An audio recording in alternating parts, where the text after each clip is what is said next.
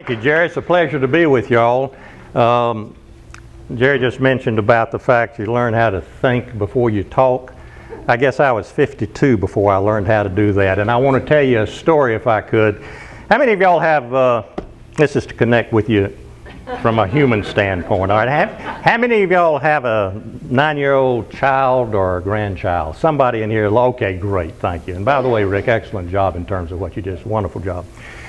Well, I have a 41-year-old daughter who, when she was 9, got a call, and I live near Charlotte in North Carolina, at least 2 days a week. And she got a call from a good friend of mine who wanted to go out and play tennis, and he told me this story a week later, chuckling. Called up, and my daughter Beth answered the phone. Said, "Beth, let me speak to your dad, please." "Well, I'm sorry, Mr. Hollowell, but my dad's not in tonight." Notice the articulation of this 9-year-old child. So he started kidding her, as he always kidded our children, and he said, "Beth, isn't it a little weird that your dad's not in on a Tuesday night?" Pause as this child was trying to think of how to support her dad and still tell the truth, as we had tried to tell her over the years, and she just let Mr. Hollowell in on our family secret. She said, "Well, Mr. Hollowell, you just have to understand, my dad can be strange at times."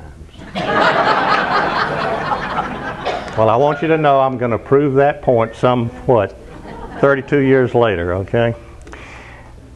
Several things you need to know. Well, first of all, let me just say I have a connection to you, Colonel, if I remember correctly. I was an old captain in the Army many years ago and went to Vietnam, and I had a roommate. Any of y'all ever heard of Roger Mumby? Yeah. Please, if you see Roger, please tell him that his old roommate in Pleiku, Vietnam came out here and said to say hello to him. I hadn't seen him in years, okay? But it's amazing to me. I don't think there are any coincidences in the connections. So what I'd like to do today is to tie right in to what Rick Stevens was talking about, because as an old CEO in the textile industry, where I got my interest in thinking about the future, as well as my local leadership and state leadership roles in North Carolina, I began to realize that my 4 degrees and 8 years of college had not prepared me to ask the appropriate questions. And so I began to have to go through what I call now the 4 stages of transformation. See, in our work, and we have a network of people in 48 states and 8 other countries, just quietly self-organizing, of people that are interested in all kinds of disciplines, in the business sector, in economic development. I served on the staff of what's known as EDI, the National Economic Development Institute, for about 14 years as a resident heretic, up until 2008. And in turn, have a great deal of interest, and I'll mention a lot of things about economic development that I've come to believe, and am presently working with 5 other nationally known economic developers in the country who've had roles like the ex-president of the American Economic Development Association before it became IEDC, as it's now known, in 1995. And we've just introduced a concept that I'm going to introduce to you today that basically says we've got to rethink how we do economic development in this country. And I'll get to that in a minute. But I do believe we have to rethink. We have to have a different perspective, because I'll suggest to you, rightly or wrongly, and I don't have any truth left in my body. I'm 115 years old. That's 69, almost 70 in September. And I used to have a lot of truth. And I used to be ideological. I'm not that at all now. And I am looking for the appropriate questions and connecting with so many wonderful people throughout the world, like yourselves, looking for places to connect, to test out and try new concepts and new approaches and new ideas. Because I'm going to suggest to you we're in the 3rd civilization change in the history of mankind and womankind. Of course, the first one was the gathering age to the agricultural age, and then agricultural age to the industrial age.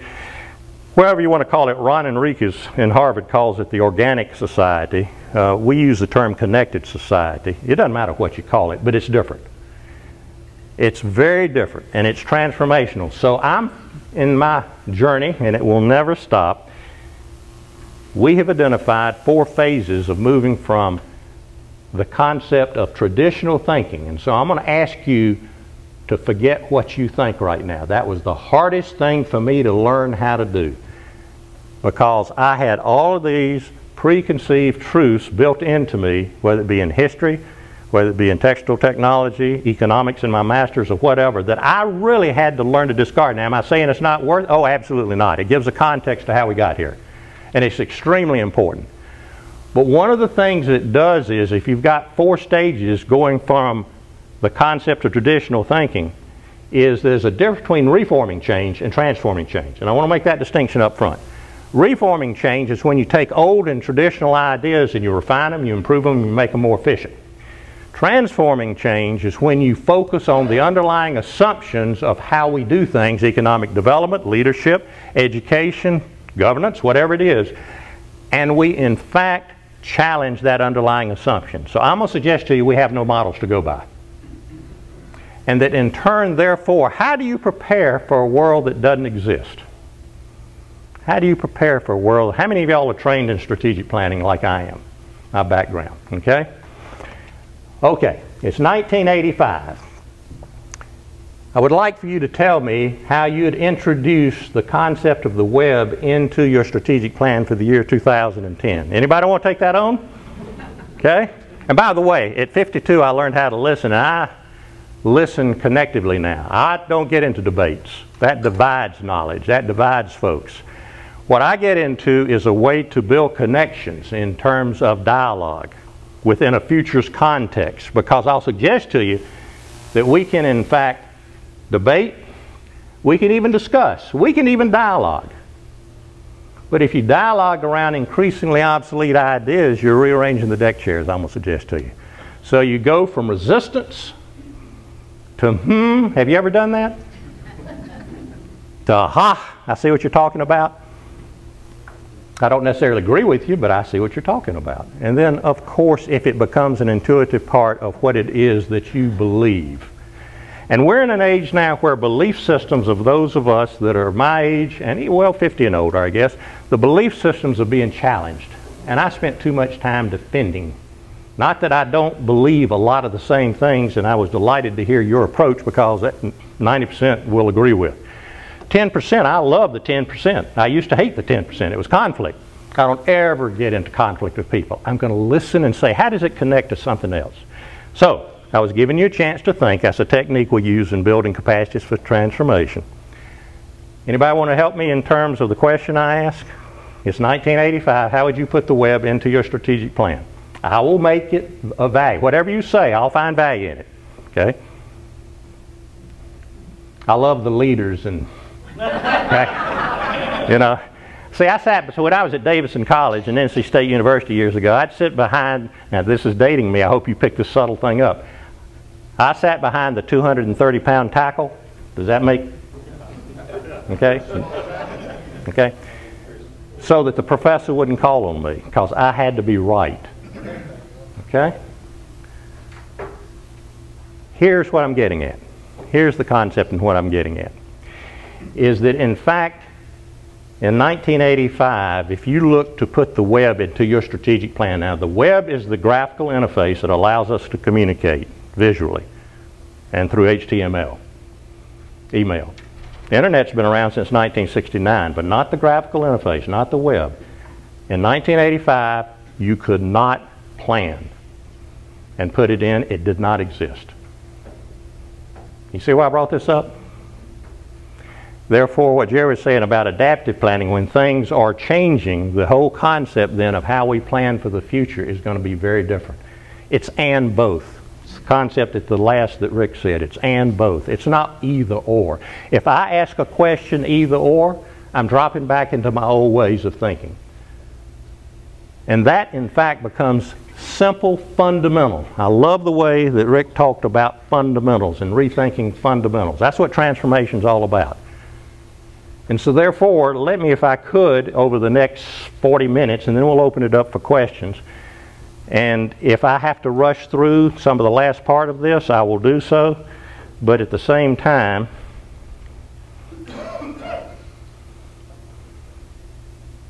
I'll let you read that. I don't insult. But can y'all see this? Can you read that back there, I assume?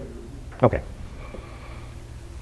This is one of my favorite people. He and Einstein and a variety of other people that I use and quote all the time. You've already heard one of Einstein's favorite quotes. about the definition of insanity. Okay, look at that.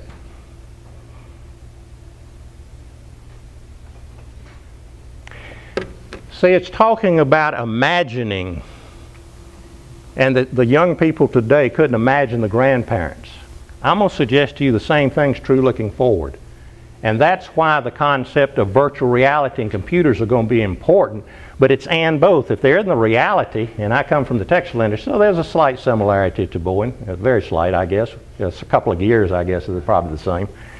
But the background and the point I'm making is that the ability to look ahead to capacity to imagine is going to be extremely important in a world of constant radical change. And I'm going to get to some of those ideas in a minute. So let's talk about basically what we have been living in over the last 150 years, if you will. So industrial society has these mass manufacturing economy. Textile firms, just like I headed up. By the year 2015, only 4 to 8% of all the jobs will be in manufacturing. And we're going to get to a different concept of manufacturing in a minute, but mass manufacturing. It's around 9 to 11% right now. But we're moving to an age, jumping ahead, imagining in 20 years where you will have, if it's affordable, and it probably will be, the way in which you're seeing everything come down to include DNA profiling, is that you will be able to have what's called an assembler at your home where you can make things. It could be a kidney. I wouldn't take that on at home in your garage. That's what the University of South Carolina and Clemson have been working on for 8 years. It can be anything that's a gear. Rapid prototyping has been around 15 years. It's one of the early aspects of this. It can be called instant manufacturing, can be called niche manufacturing, direct digital manufacturing, doesn't talk, but it's 3D printers. It's just like your printer, and they modify it, and as opposed to using the kind of toner, you will in fact have organic materials, or you will have plastics or composites, and it will in effect, based on the blueprint of the software, will allow you to make whatever it is you want to have. Now that's going to transform economic development. That's going to transform the whole concept. Will it be in my lifetime? Maybe. Plan to live another 10 years. But it's coming on so much faster. Standardized education. And I'm an old school board chairman of the late 70s, and on the school board for 6 years in North Carolina. I personally believe we still are preparing our kids for the 1960s. Now that's not a criticism. It is the fact that there are no templates to go by, and we're going to have to be messy. We're going to have to be able to understand the concept that we're going to have to take risk that does not have the outcome predicted. That's why I brought up about planning to start with. It's going to require deeper collaboration. It's going to require capacity to be able to think differently. It's going to have an emotional and psychological quality that says, I'm willing to be perceived as pretty out in left field and radical for me to be able to participate. Now, if you're in a key position, as Mark is, and other people, if you're in a key position, then you have to balance that off. I've been there. I had a guy jump up in front of 229 people at EDI back in 1995 and said, this is the biggest bunch of BS I've ever heard. And some of you may be feeling that way right now. It is, in fact, a part of thinking about the future in a different way. Standardized education. There's a book called Smart World. I always like to recommend 2 or 3 books whenever I speak at conferences. The concept of Smart World by a guy named Richard Ogle, who is a professional journalist, and the book's about 4 years old. He went around the world talking to leaders that were thought leaders in the world for the purposes of looking to build a science of creativity. And that's good in that book because he comes up with 8 principles. But on page 113, I think it's that profound. And I always mention it when I speak, like I did 2 weeks ago in Fairfax County, Virginia. This is his comment. He says that education, traditional Western education, is based on 2 fundamental ideas. One is rationality and rational thinking, and the other is knowledge and information that already exists, and by definition it looks backwards. That in a time of radical change, the skills of intuition, insight, innovation, and intuition and imagination will become key. And by definition, it looks forward. So when somebody critical thinks, the Bloom's taxonomy, for those of you, the educators, will analyze knowledge that already exists. We're going to have to develop a totally different, I call it dynamic critical thinking, that says how do you connect emerging new knowledge, weak signals, if you will, before they become trends, in a way that gives you the capacity to think of continuous innovation, whether it be products, services, or ideas in a community. Now here's where I really get heretical, and my apologies to newly elected officials. I met a couple of them here, but I used to be an elected official many years ago. I personally think that the representative democracy system has been broken for about 20 years. That's just my personal opinion. We're working on a concept called collaborative or mobile collaborative governance that basically will take the idea of helping to use mobile technologies, smartphones, iPads, or whatever, and have them introduced into the concept of having the citizens of a community participate, not just in giving input into elected officials, but to, in effect, have them participate with the decision-making process. Again, it's just an idea that's beginning to emerge. But at the same time, you go back to the web in 1991 or 92, you go back to the late 80s, early 90s, China wasn't on the radar screen. These were weak signals. In our opinion, this is going to emerge in terms of parallel to what exists. It won't take the place of, it's another example of and both. But we think that you're in the process of such transformation that every aspect of the society will in effect be transforming. Drucker has another quote. Drucker has a quote that basically says that any organization will have to be willing to abandon everything that they do in a time of radical change. Okay? We're moving from a society and an economy that are based on hierarchies, based on standard answers, and based on predictability of strategic planning, all of which will still be used according to what you're trying to deal with. But in the future, we think we're moving to the norm of a society that's going to be based on interlocking networks and webs as an organizational principle, organizing principle, moving toward multiple answers, moving toward becoming comfortable with the ability to be able to be uncertain and be ambiguous. So, let's go a little further with this. I'll let you read those, and then I'm going to bring...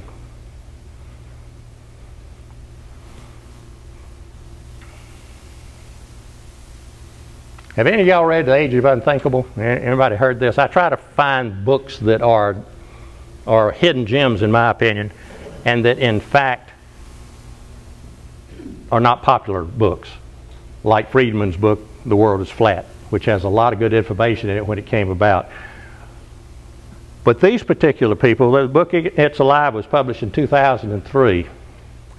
And that concept of the fact that we're moving and the fact of the connectivity, the idea of everything being connected through the internet, emphasizing what Rick said earlier, is in fact increasing and accelerating change and volatility. And I'm going to suggest to you, rightly or wrongly, that therefore that is the norm. And so if we're looking for the future to be stable or looking for certainty, whether it be business, whether it be tax policy, whether it be regulation, whether it be education, whether it be leadership, or whatever it is, we're going to have to work with emerging, totally new ideas because we don't know how it's to be fit into the kind of patterns and kind of ideas and kind of principles that are emerging. So we're going to have to be comfortable with ambiguity and become comfortable with uncertainty. I remember when, in fact, years ago, I had a friend, there was a command in General Staff College. I didn't know him until he was afterwards, but Frank Burns was his name. And after Vietnam, they looked to say the old command and control approaches aren't going to work in the future. And this was heresy in the Army. And what they did was, what Frank Burns did at Leavenworth in the Command and General Staff College, he introduced an idea that later became the concepts of the team approach, of the small group approach that now is at the basis. And back then, it was just almost laughed off the boards, although the officers of Vietnam that were junior officers were the ones to get together and to suggest this be an approach. And that's the norm, if you will. And the one that has done it the best, who's no longer around, thank heavens, on the dark side of the use of complexity theory, because all this is based on what's called complexity theory, was the idea of Osama bin Laden. The little nodes all over the place as opposed to the large organizations. So we're moving to an age of interlocking networks. So, if we have a connected society, how might that look? Well, and I'll get into this a little later, but the creative molecular economy is a term that we've given to the kind of economy that's going to be based on entrepreneurs that are interlocking networks, the concept of what is going to occur in terms of broadband that was mentioned, that I'll mention a little later. So the creative molecular economy is focusing on the very small, the individual and small groups that will be connecting and disconnecting. Will you still have the large organizations? Of course you'll have the Boeings. I have a good friend, a guy named Marv Cetron, that is a well-known futurist, one of the organizers of the World Future Society.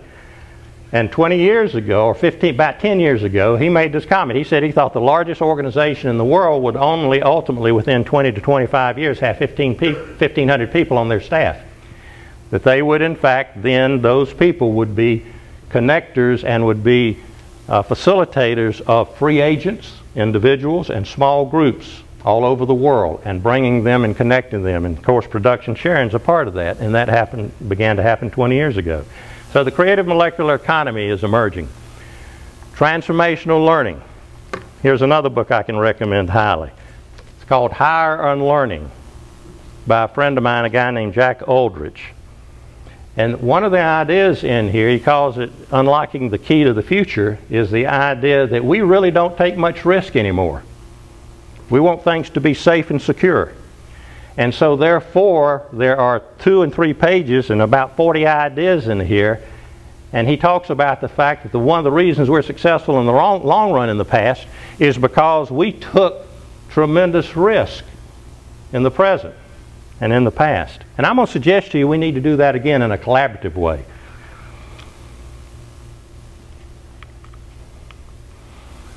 Mobile collaborative governance. I've mentioned that. I'll get to it a little later. Interlocking networks. I've mentioned that as well as an organizing principle. Now, as an example of that, let me give you an example of some of the things we're working on. About a month ago, I spoke out in San Francisco to the International Junior League, or they call it Association of Junior League International. Young women 40 and younger, basically, that are in fact leaders in their communities in 4 different countries. And there were about 150 that I spoke to in 3 different sessions. And now we're building a network across the nation and in other countries of those that are interested on a self-organizing basis to learn new concepts of leadership. We call them master capacity builder or transformational leaders. In turn, 5 of those young women are going to be a part of, I'm trying to give you a specific example of what we mean by interlocking networks. 5 of those young women have agreed to be a part of a young professional network that the World Future Society and Communities of the Future, our group, are collaborating on to be able to, in fact, have them then become a part of a larger group of people that are economic developers, all under 45, that's why the young professionals, that will in fact be in turn Chamber of Commerce people, community college, up-and-comers, elected officials. If any of y'all are 45 or younger and would like to be a part of this, you're in. And so the idea of building these interlocking networks as opposed to building the hierarchies and having standard answers is the key of this, so it can be self-organizing. So we think that today, beginning to focus it in terms of economic development and the future of economic development, we think that basically there are 3 different types of economies in the first time in the history of the world that are mixed together today. Obviously, the last stages of the industrial age.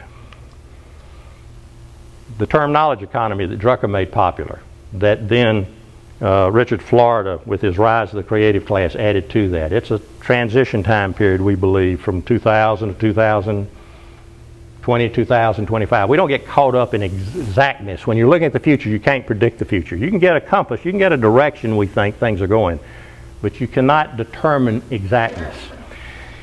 And to give an illustration of that, let me tell a quick story. Back in 1999, I had the pleasure of being invited by the Scottish leaders over in Edinburgh, in the Edinburgh of the Scottish National Council, their think tank. And I went over there and spent a week, and I had a wonderful time working with about 15 different groups over a period of a week. The thing that profoundly impacted me was a conversation with Harry McMillan, who became a friend, who was head of BP. And we were talking for about 2 hours. So 40 minutes into that conversation, he said to me, Rick, about 3 weeks ago, and this was in December of '99, said we had our international board meeting down in London, and that we made 2 major policy decisions, one of which we're going to announce, which you've since seen it, the logo for British Petroleum. And then he said, and there's one we're not going to announce. Of course, immediately my ears picked up. I wanted to know what they weren't going to announce. And of course, since the Gulf situation, the conspiracy theories have gone everywhere. Well, Harry's a wonderful human being, as the Scots that I've met are. Very, very authentic, very sincere, very low-key, very warm. And I'd asked him a question, in the sense that he said, the question I asked him, I said, well, Harry, wait a minute. He said, the second one, the one we're not going to announce, is we're not going to strategically plan anymore. And of course, that's my background. So I immediately turned to him and I said, Harry, wait a minute. I said, wasn't Gulf, BP, Aramco, and Shell the ones that really looked ahead in the 40s and 50s for 40 years out? And he smiled genuinely and said, that's right. Now folks, if it had been me or most Americans I know, I'd ask him a direct question. I want to get to the bottom line. I would have answered it with a statement. He wanted to build the capacity in me to think differently. So he asked me a question. He said, Rick, what are the 2 assumptions of strategic planning? Thought a minute. I said, well, Harry, I guess one of them is that you know the outcome before you start the process. He said, that's right. He said, what's the other one? I thought 30 seconds, couldn't come up with it. Of course, once he said it to me, I thought to myself, duh, if that's not obvious. He said, the second one is that you can control from where you are to where you want to go. Now, if you have everything defined in effect, you use strategic planning. But we live in an age where we can't determine what's going to happen out 5 years at times, much less 10 and 15. So the concept of adaptive planning becomes very important, and why I started off with that idea. And so what that small conversation, and this is chaos theory at work, it became a part of the way we build in leadership throughout the country at local levels the capacity to think differently by telling stories and by asking questions and by introducing totally new ideas. Well, it becomes a part then of the creative molecular economy as far as its leadership is concerned. So that the idea that there are 3 different types of economies tied together right now. In a minute I'll mention how there's a need for 3 different types of economic development I'll suggest to you. Here's the definition of a creative molecular economy. Again, Juan Enriquez calls it an organic economy up at Harvard. Other people, it doesn't matter what you call it. It's the ideas behind it that we find to be important.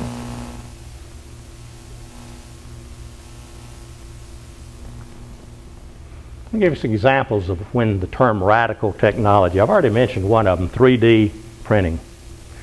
Another one is lab on a chip, that we're going to have, by the year 2015, we're going to have 69,000 doctors that are being short in this country. We talked about engineers. We didn't talk about, you've already heard about engineers. By the year 2020, it's going to be 91,000 that we're going to not have in this country. So what different people are doing, to include George Whitesides up at MIT, they're developing the capacity to be able to use nanotechnology combined with microsensors and microprocessors to be able to, in effect, be put into the bloodstream, and the kinetic energy of the bloodstream is that which propels it, and it can be directed to a cancerous cell to just attack the cell, as opposed to radiation and chemotherapy, which also destroys good cells. But in this case, they're working on an idea that allows diagnostics, because it has the capacity through wireless to be connected to the cloud, that will then go to the websites that will in effect say, if you've got these symptoms, then this is more than likely 3 different diseases you may have. And so we're going to see technology playing a major role in terms of local community public health. And I would encourage you, somewhere within your community, to build core groups, small groups, working on different ideas and futures projects like this.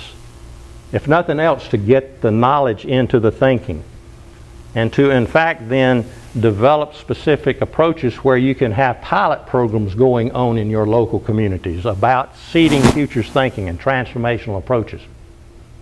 Another radical technology is the idea of the internet tied together with microprocessors and microsensors. About 5 or 6 years ago, I was speaking up at the World Future Society in Minneapolis. The day after I left, does that ring a bell with anybody? In Minneapolis 5 or 6 years ago? The bridge collapsed. That bridge now that was rebuilt is the first smart bridge in the United States. And so it will tell you when you need maintenance. It will say we're beginning to have stress in this particular area. We're going to have an Internet of Things. And so the capacity to have enough broadband in your communities. Now it doesn't matter if 5 or 10 people need 1 gigabit. Chattanooga, Tennessee is putting 1 gigabit by the year 2014, and they will have enough so that their whole community can in effect upload and download it at really fast rates. In North Carolina, they've moved from universal at 17 megabits to 45, and by the way, Japan and South Korea in 2014 will also have 1 gigabit. And so the competitive nature of being able to compete, because we're all connected together, is going to be extremely important. And y'all in a perfect position to work on some of these ideas. Okay, so what's entailed when I use the term creative molecular economy, and on purpose we create new phrases in our work because there is no transformation. There's reforming change, but there's no transformation unless new language is introduced. And so therefore, here's what we mean by some of the ideas behind creative molecular economy. An ability to evolve and identify weak signals. Well, I mentioned the web back in 1991-92 in China and India. Those were weak signals. They weren't on everybody's radar screen back then. So what are some of the weak signals today? I'll give you 2 of them. One of them relates to the use of algae in terms of energy. A lot of people are looking at algae in terms of energy biofuels.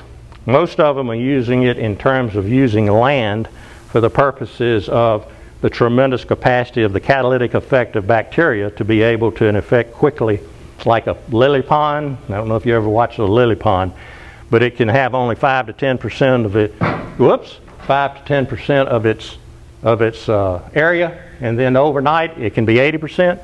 Well, that same principles at work in using bacteria for the purposes of the use of the developing algae. Well, there's a firm out in California, Solazyme, that in effect came to the conclusion they couldn't get their cost structure down to where they needed it. And by the way, they also realized that the amount of land they were going to need was going to be challenged because of the need to feed the world. If we keep our climate increases down to 1 degree centigrade or 2 degrees, if it goes to 3 degrees centigrade, then Canada's going to become the breadbasket of the world. And so that gets into this interdependency idea. But in any event, Solazyme developed a new concept, an innovation. They got outside the box, as they talk. They got beyond the limitations of old ways of thinking.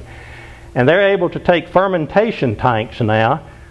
They don't need light. I don't know how. They've got 40 patents that are pending. And they're able to, in effect, develop and actually create individualized different types of oils.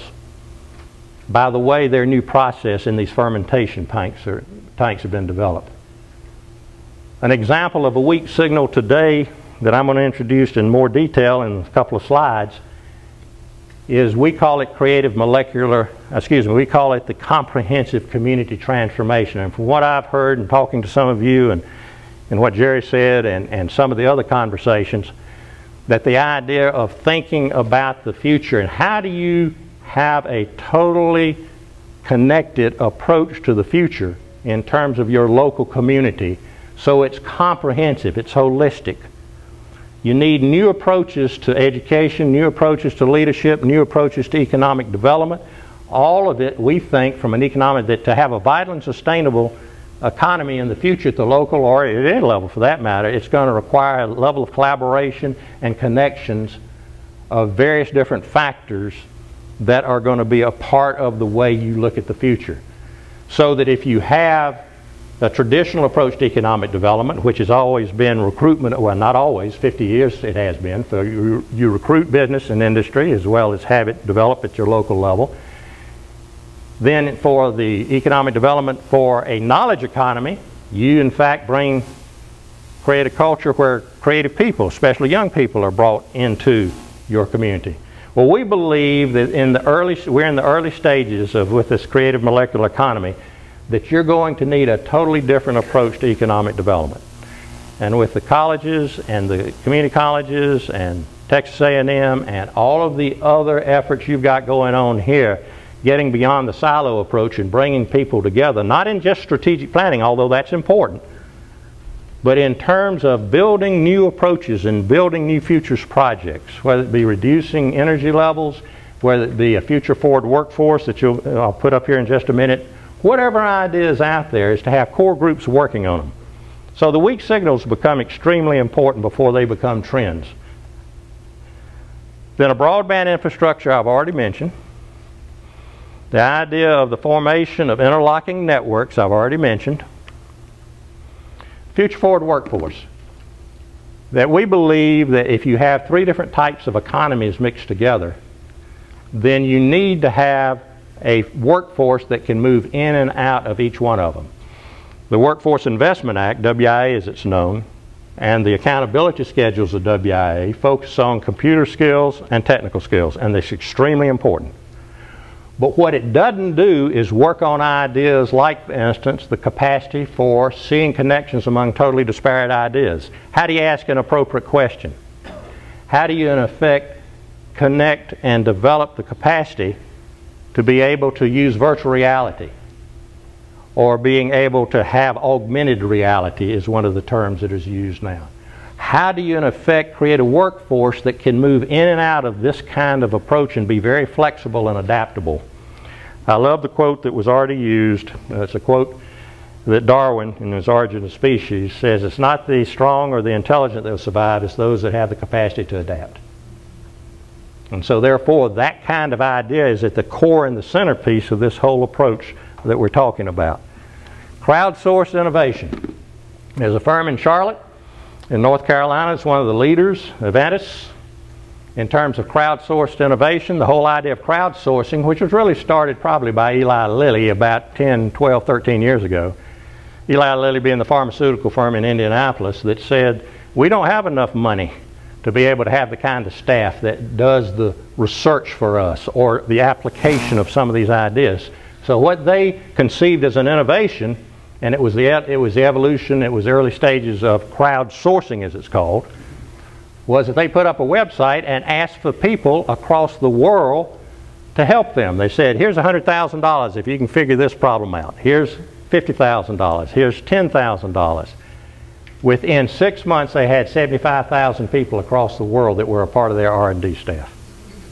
Well, now that's spreading in terms of crowdfunding for startups across the world, in terms of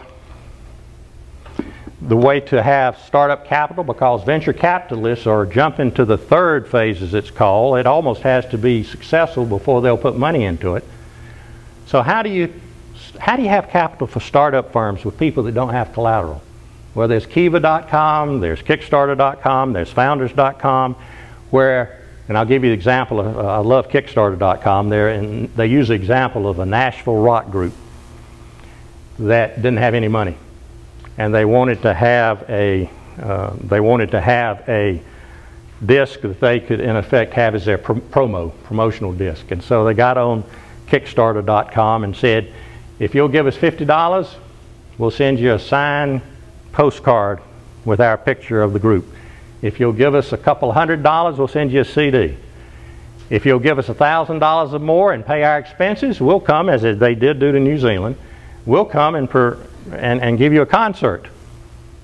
And so that kind of innovation's at work throughout the world right now. And that gives a wonderful opportunity for a community like this to be right at the center of it and help evolve it. Okay? So economic development in parallel then is what I'm suggesting, and those of us that are working on this nationally. You continue to recruit business and industry. You continue to attract creative people. But this is the weak signal. And the communities, if y'all are interested, we've got Fayette County, Georgia. We've got, I'm pretty sure that Fairfax County and some other communities in the country, we build these networks and they collaborate together around different ideas. And then in turn share with each other what works and what doesn't work. It's an R&D process. All of our work is research and development for community transformation. So we believe that you have to do these three at the same time in parallel at a local level. With the R&D aspect of this being, how over the next 5 to 10 years do you really get a community collaborating, get beyond the silos? I'm from a community, an old textile community, where those silos are still strong. How do you in fact get people to really share how they really feel 100%? That requires a kind of leadership. So, let me talk about this. Master Capacity Builder is a term that we've designated to leaders that in fact are those that build capacities for the longer run. Ford Foundation in the mid-90s were well known for funding capacity building. But this was capacity building of ideas and principles and approaches that had been around for a long time, like lifelong learning.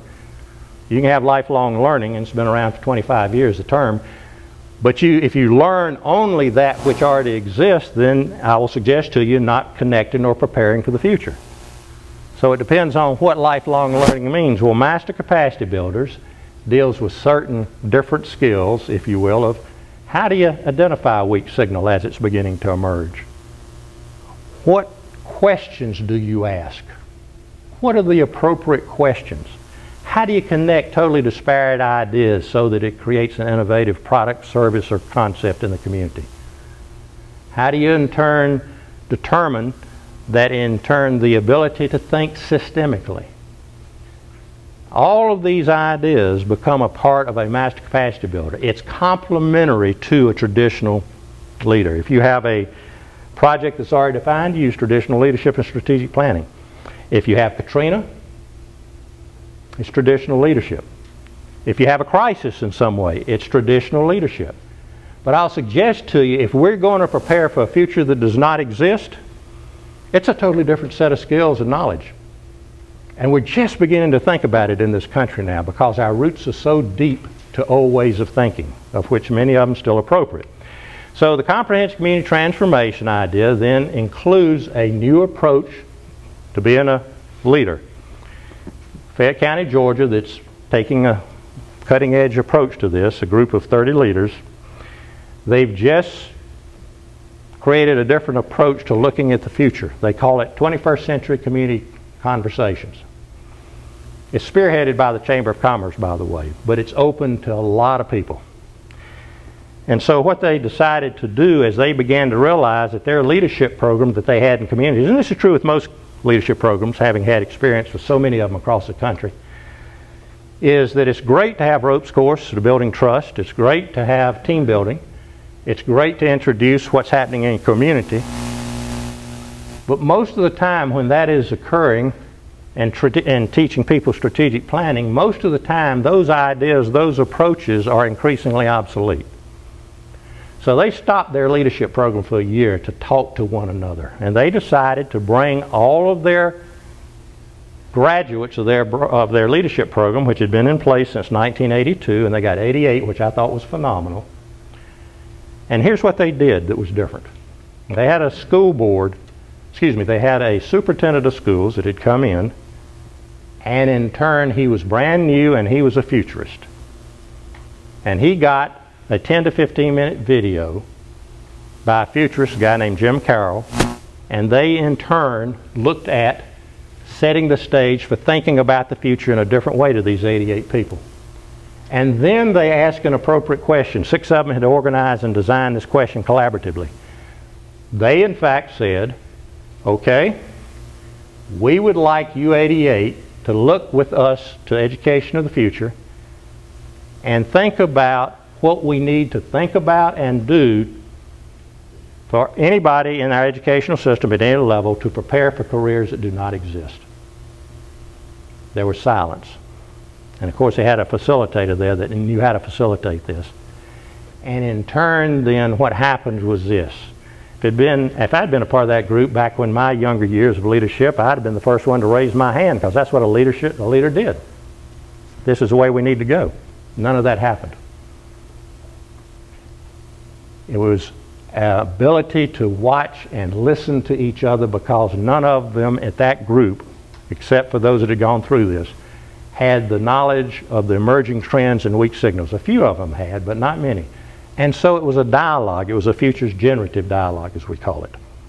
And that worked well, and they had great success with it. 3 weeks later, they brought in elected officials, planning boards, Chamber of Commerce boards, and others using that same technique, and it worked just as well. That's something simple but fundamental, and I'll suggest to you it's going to be an emerging approach in many local communities in the future. But it has to have master capacity builders to be able to adapt to that. Parallel processes, we've already talked about that. Transformational learning, we've talked about that. Transformational learning, we've got a network of community colleges. They're going to be in North Carolina, from Texas, actually, Fort Worth, Texas, Tarrant County College, and then Muskegon, Michigan, DC, and hopefully Mesa, Arizona, that are working on around an idea called the Future Forward College. And these are the kind of concepts that have emerged in working with some of the deans and some of the department heads at the community college in Raleigh. The concepts are in terms related to individualized instruction, autonomous learning. With the individual smartphones and iPads, you're going to have the capacity to be able to learn from anywhere at any time. So as opposed to the content of information being provided, as we still do, you're going to have, for instance, like the Khan Academy, which is about 5 years old, and Bill Gates and Melinda Gates are funding it right now. And that is the idea of, in a traditional school, to have the professor or the teacher say, here's the basic area of engineering, or here's the basic area of history that we're going to be studying over the next week. Go home, get on the internet, and find what interests you. See the big difference in that? It's a transformation of the process in terms of, as opposed to the teacher professor saying, this is the knowledge I want you to know. Now that's transforming the process within the framework tradition, but it's not transforming the concept of the whole idea of individualized autonomous learning. Within 20 to 30 years, I expect that you'll have a combination, and I agree with Rick Stevens, whether it's important or not, that you need both. You need that which allows you to deal with it, so you're not just doing it virtually, but you need the virtual piece for the purposes of imagining a future that doesn't exist. So both of them are needed, and it has to be properly facilitated. Distributive energy. Here's another book I can recommend highly called The Third Industrial Revolution by a guy named Jeremy Rifkin, who was considered Looney Tunes and woo-woo factor out in left field many years ago. As many of us futurists have considered that. That's why I always remind people that I was a CEO in the yarn spinning business. Nobody's more linear than that kind of person. I'm serious. It still impacts our culture today, and I'm telling you, I had a hard time emotionally, psychologically, and up here my head would hurt when I'd read some of this stuff, and I thought it was just bonkers. I just thought it was a waste of time. And I can look around the room, and I can read eyes, and I teach body language, especially as it relates to master capacity building. And I can see who's interested and who isn't. I can see when, for instance, I'm getting ready to stop, getting ready to quickly go through this other so we can have questions, because y'all have been listening, sitting on well, you've been sitting down for a long time, okay? And so the idea of distributive energy is over in Europe, even though they're having all kind of problems in terms of debt structures. Boy, in the last 10 years, they've been doing some interesting things in terms of connecting the internet into distributive smart energy systems. And that alternative energy they've been focusing on, I don't have time to go into it. I'll be glad to talk to you afterwards if any of you are interested. Then you have the capacity to be able to store it, and they're working on technologies. They're having every building in the European community at least for the purposes, and right now there's the lack of capital, but they're looking at having every building have solar panels on it and other kind of alternative energies, and then tying it into the fourth item, which is a distributive, smart distributive energy system where you sell and buy energy. And then in fact the third, and I mean the last part of it, is in terms of hydrogen cars, electric cars, and plug-ins as it's called, so that you in fact have a total new approach to the concept of distributive energy. Well, economic development is going to be distributive citizens, I'll suggest to you. Education is going to be distributive. Everything's happening now is distributive. I mentioned mobile collaborative governance. All right. This is the last one.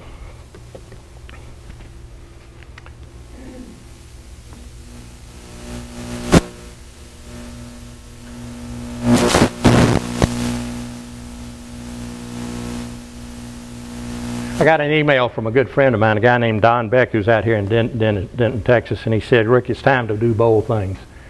Well, he did bold things years ago by going, because of his what's called spiral dynamics. He went to work with Mandela and Leclerc over in South Africa, and he did some magnificent things quietly without anybody knowing it. I would encourage you, whatever you decide to do bold things. Don't worry about if it's going to work or not. Try, take the risk, put it together, evolve it. So I'm going to give you, and then we'll take questions for the next 10, 15 minutes. I'm going to give you my futurist benediction.